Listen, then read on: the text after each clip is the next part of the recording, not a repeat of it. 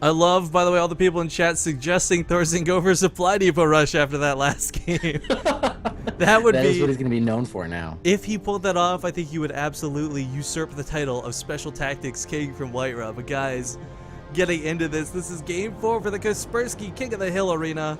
And I want to say, before we do introductions for ourselves with these players, Kaspersky doesn't ask us to do shoutouts. They don't have, like, I don't even know what their goal is. They're just investing in esports, which is pretty awesome. I would highly recommend checking out their website because they went out of their way to provide stats, graphs, and other things. Now, granted, it's in German and you may not be able to read it, but it still looks cool. So I'd highly recommend at least checking it out. But again, getting into this all proper, like, this is Rifkin. I'm casting with Nostalgia Talix. And in the top left corner of this map, he's your blue Terran hero. Up 2-1 in this series, it is ThorZain. And in the bottom right-hand corner, as our red Protoss player, currently behind, will he use some special tactics and bring this series to a 2-2? We have Whiterun. And chat saying, whoa, whoa, whoa, don't get crazy here. Whiterun will always be the king of special tactics. I agree. But I'm saying if there was some weird alternate reality where some sort of supply depot rush could beat Whiterun, it's never going to happen. So we don't have to worry about him actually losing the crown. But I'm saying if. It's a fantasy world, guys. It's my fantasy, and I'll envision it how I like. I can't even imagine, like, what would you do? Like, supply depot block the mineral line? Like, what could even happen to me? Yeah, I would just put a whole bunch of supply depots around the Nexus and just be like, haha, mine now. Or no mining for you. Oh, yeah, or just trap probes. Just trap them with that. I don't even know how you would do that. You would need so many minerals. And I am the worst caster of all time. I promised First Blood, and I did not deliver because of how weird that game got quickly. So this time, I will keep an eye on the probes, on the SCVs. Every single thing that takes damage will have Rifkin's Hawkeye watching and waiting. I have my Control R on right now with units killed and workers killed, so as soon as that number changes from 0, I'll just tell you to do it. Rifkin, hit the button! Panic! Panic! Hit the button! Hit the button oh now. Man, ThorZain doing one of my favorite strategies of all time. Guys, if you've been paying attention to me at all in the past 6 months, you know I have been trolling on ladder with this very specific build. ThorZain is going to proxy Widowmine Whiterun. Now, Whiterun is what... This is not going to work nicely for him. Oh, this is really going to hurt for him because typically the best way to deal with this is by having a Stalker and a Mothership Core sitting at the ramp already and waiting. Not to say that he won't have that, but the Sim City, the blocking, the physical, like, you can't get up my ramp with that Widowmine is the best way to shut this down. But if ThorZain just whittles... I mean, you can't even kill it with a Stalker. Guys, go to the unit tester. Try this. If you have a full surround on probes before the Widowmine even starts burrowing, it still can't be killed in time. So you need that Stalker and that Mothership Core to really pick it off before it gets into the base. Yeah, as soon as you see a Widowmine, if you don't have anything there, you run away. Oh, no. That's all you can do. Oh, no. Whiterun's pushing out. The Reaper's going to drop back home. This is ThorZain being a little counterintuitive here. If you had just let Whiterun push out, this Widowmine would have gotten in for free. But actually, the Reaper doing the same job that anything else would have, and it's going to draw the attention of the Stalker, allowing this Widowmine to walk up the ramp. And, I think we're going to have it. It's getting so close right now. There it is. He sees the Widowmine. Oh, there, nice. I heard that. But oh man, he's trying to burrow it. This 2 Stalker should be enough. ThorZain not quite able to pull it off. But here's the thing, guys. This is not an all-in. I repeat, this is not an all-in. This is just a proxy factory. This is the best kind of proxy because as a Terran player, you can lift up and go home. But more importantly, a lot of Terran players don't even use their factory, so it doesn't matter.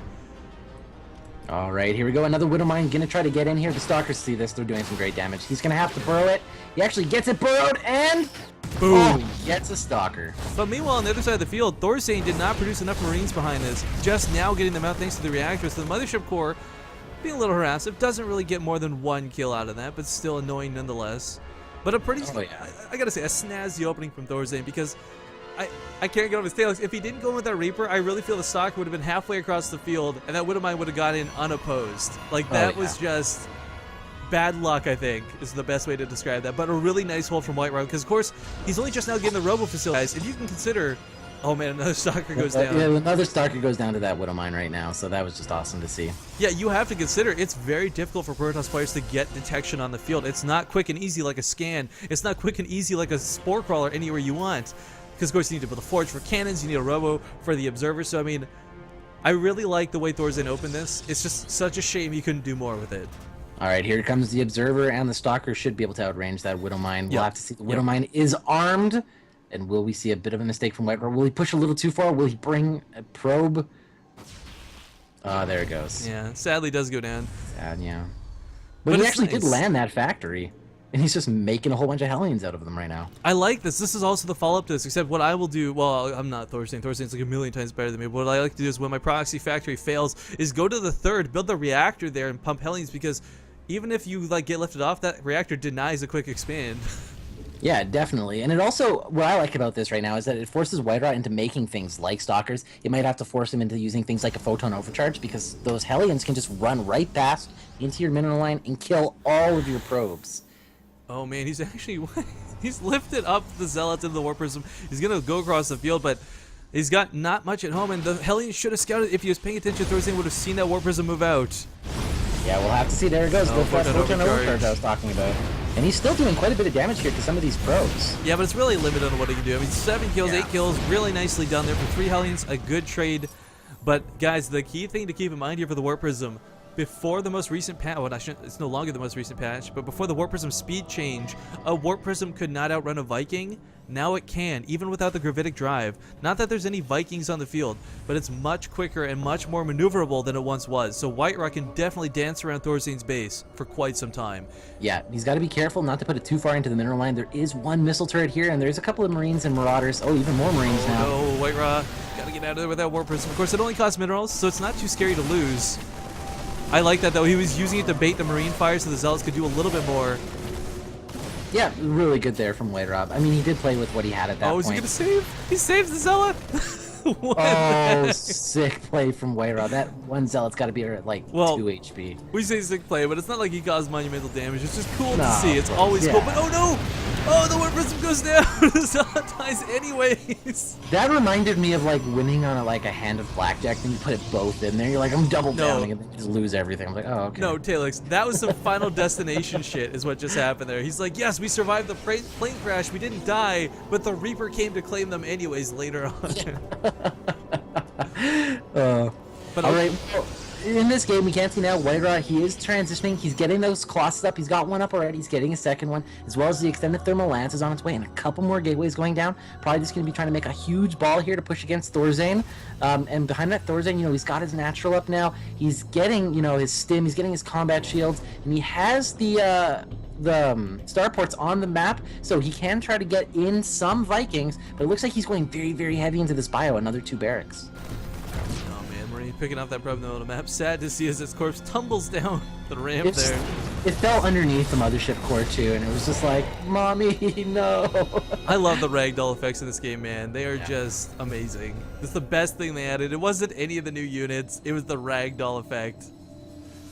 Looks so cool. Yeah, not everything just explodes and goes "Ugh," anymore. But that still does happen for those of you who like the nostalgia like I do. All right, the one SCV comes out here. He is going to be seeing none of that army, apparently. All right, and there we go. We have some stalkers being brought in This is here. actually got to be... ThorZain has to be so careful. White Rat has 2 Colossus here, guys. Thermal Lance is about to kick in. If ThorZain just stims in, he might be able to pick off the Colossus, but he's going to lose half of his bio in order to do so. He doesn't have the Viking count just yet. He's been producing Medivacs. This could actually be a really nice time for White Rock. Yeah, all right, well, we can see... Ooh, one time warp goes down. Not the most effective, but there we go. Some great force fields. Keeping a lot of that SCVs are bio being at bay. pulled. Oh, this is doing so much damage. More stalkers joining the fray, but the bio is looking very strong. Colossus doing so much on the back. Oh, this is doing a lot of damage. The entire stalker army right now of White Rod has basically fallen to White Rod's got Colossus. to kite SCVs at this point. He's trying to focus fire down the Marauders. He's losing these last couple Colossus, but I really feel he did more than enough damage there since the SCVs were pulled. He didn't kill too many, but he got most of that bioforce off, and man, he's going to start forcing Vikings out, so if White Rod makes a quick swap to, say, like Templar, he could be in a really nice position. Yeah, right now, and ThorZain, he did lift up his factory to use his scouting because he just didn't know what White Rod was up to, so that factory has flown into the main here. All he sees, more the robotics facility is producing right now, another Colossus, and he's just going to be able to see that there's just so many gateways down right now. You know, when I saw the blinky on the minimap, I was like, wait, a giant drop went down behind us and I missed it? And then it's just the factory. No, it's just the factory. ThorZain likes to use his buildings, guys. In the last game, he won with supply depots. Now he's trying to win with just the factory. man. All right, Oh, well, there's some here we go, Vikings and this big big drop. yeah, the Doom drop coming in. This is Pult status right here, just coming in with everything. And I want to point out something just before we get to. You know what? Never mind. We're just gonna have the fight go on here. Anyways, Pro's big. Pult Colossus is gonna fire from afar. There's only 2 Vikings though, so the Colossus is not gonna go down very quickly. No, definitely not. But there we go. A good pickup here. Looks like he's going to try to maybe boost it to the natural base. Yes, indeed. Oh, White Rod doesn't have Blink. This sucks. He's trying to chase this army, but he just can't. Colossus has 31 health left on it. He can't quite pick it off. ThorZain going to do what he can to the mineral line, but White Rod has done a great job at holding this together, putting a 3rd base down behind this, kind of recognizing I need to economy, I need to macro. I can't macro. I can't economy. But that being said, White Rod is still looking pretty strong despite the fact that he is down at this point. He doesn't lose too much to this, and ThorZain still on 2 base in his main very, very quickly being close to mining out. So only a couple thousand left there for him, so we'll have to see him try to take that 3rd base sooner than later, or else if he leaves White Rod on 3 bases, that could be a huge win for White Rod. Yeah, and the really key thing here is he's a whole base up on ThorZain at this point. A Terran player with, moderate upgrades on 2 bases is going to eventually find he's got no money for tech, and if ThorZain's not careful... Okay, no, he's actually building a 3rd command center. I was really worried if he delayed that for too much longer, he might just fall really far behind. Now, White Raw is actually severely behind on tech. ThorZain's just finished his level 2 upgrades. White Raw's only just halfway through 1 and 1. Yeah, there was a big delay. He only got the forges down recently. So, I mean, in terms of an engagement, if something big were to happen here, ThorZain might actually just prevail. Only 2 Colossus here, and there's, like, no ground army right now for White Raw. Now, White Raw really needs to just fall back and take a defensive fight around a Photon Overcharge. But does he even have no Mothership Core on the field? Oh, Talix, this is going to sting. Oh, if he loses his 3rd base, it could be a big loss for White Raw, and it might be even too hard for him to come back into this. A scan goes down by ThorZain. The engagement is coming. The Vikings here in the front. He's going to be doing some damage to those Colossus when they come. So much of Bio Army, but it looks like he's not going to be trying to engage. Just doing some poking and prodding, trying to force White Raw into a bad position. Yeah, I like... And there's also a drop in the main. Oh, did not catch that going. Deep powers to get... Oh, the upgrades are denied! Oh, Taylor, this is going to really hurt White Raw. He's already suffering so much. In fact, they're going to be canceled entirely. And oh my god, this could be game, guys. Like, the lack of upgrades is really going to kill White Raw in any future engagements. His Zealots, which should normally tear through Marines. Just 1 Colossus here. He could lose that as well. He's going to lose the Robo.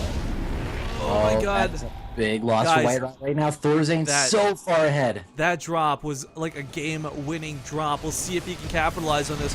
White Raw is going to be so far behind at this point. And yeah, it looks like the big blob of blue is moving out. There's almost no medevacs with this, but that's okay. A single Marine, a hero Marine, if you will. What's he doing here? Go back to Mouse Sports, man. There we go. All right, here we go. That is so many Marauders in this army composition. The Marines here as well, trying to get a good split right there. I love the focus fire, though, on the Vikings. If he keeps his Colossus alive behind force fields, I mean, their area of effect, they do a lot of damage, but then look at the stim forward of those Marauders, Stalix. Yeah, it's just so much bio here from White Raw. There's the well played, there's the GG. And ThorZain takes it 3-1. Really well played. That's also €200 for ThorZain. But guys, fear not, White Raw won €100 just for playing these 2 best of 5s. So it's not even like it was a waste of time for him. That guy, that's like winning a weekend cup tournament for 2 best of 5s. Are you kidding me? That is awesome.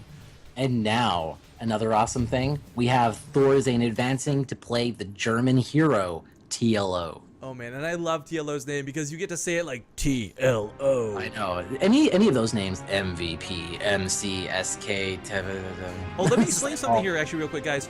For those who don't know, TLO is a community vote-in. The Kaspersky Arena always has like that one vote-in at the end. So if you guys want to keep tabs, about once a month the Kaspersky King of the Hill Arena goes on. If you see players you want competing, you can vote for them in that thread. You can let them know, we want to see TLO, we want to see Crass, whoever your favorite players are.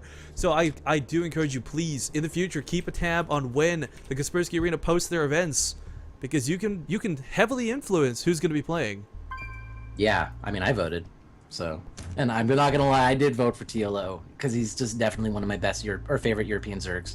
He's just always so committed to making himself that much better. Every time you see him tweet, he's like, I just increased, or I just, made my hotkeys more effective for myself. It's just hard to use them right now, but it'll be so good. He's just constantly trying to improve himself. And we even got to see that with the Home Story Cup a couple of weeks ago. TLO did so phenomenal in that. Yeah, and I want to say real quick, guys, this is seriously a record for BaseTradeTV. Never before. Our old record for like an all-time peak was like 1,200 viewers. 2,000 is what we broke here today. I don't know if this will go any higher. I don't care if it goes any higher. You guys have made my freaking day as a caster. Thank you for tuning in. And I would love, you know, this is really sad for me since we have so many people, so many awesome people participating in chat. I actually can't keep up between games for the first time ever. So I'm sorry if I'm missing any messages, but thank you guys for tuning in.